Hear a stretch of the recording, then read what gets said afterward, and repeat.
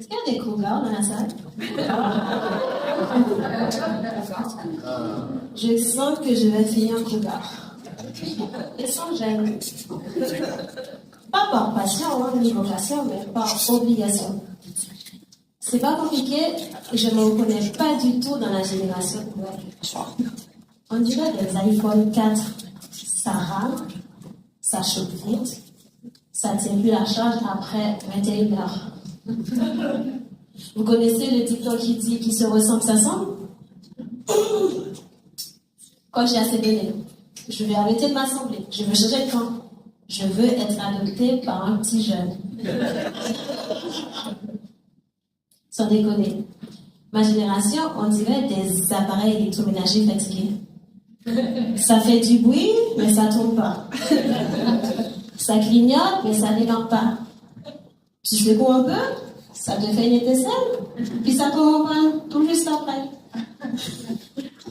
En fait, je pense que c'est des Netflix sans abonnement premium.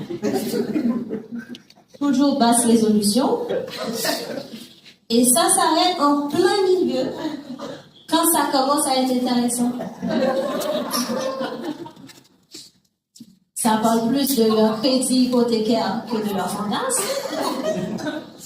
Leur seul cardio, c'est courir après leur gamin à la garderie. Et le dernier truc fun qu'ils ont fait, intéressant, c'est installer TikTok.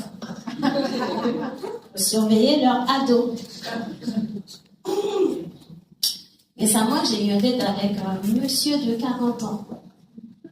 Il s'est pointé avec un mal de dos, sa tisane menthe poivrée et un sac de couchage. C'est comme s'il avait une prescription pour la sieste.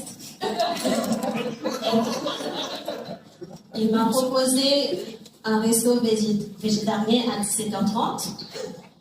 Il m'a ramené à la maison à 20h avec un bisou sur la joue. Mon raisonnement, il est clair. S'il faut sortir avec un mec qui a tout le temps mal au dos, autant que ça soit parce qu'il a fait un marathon que parce qu'il a débarrassé de la vaisselle familiale.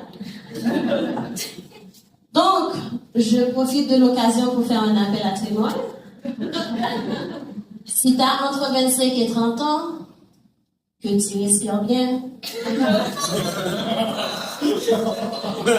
que tu digères en silence, que tu sais faire des pâtes sans déclencher la incendie, félicitations. On est peut-être âme sœur.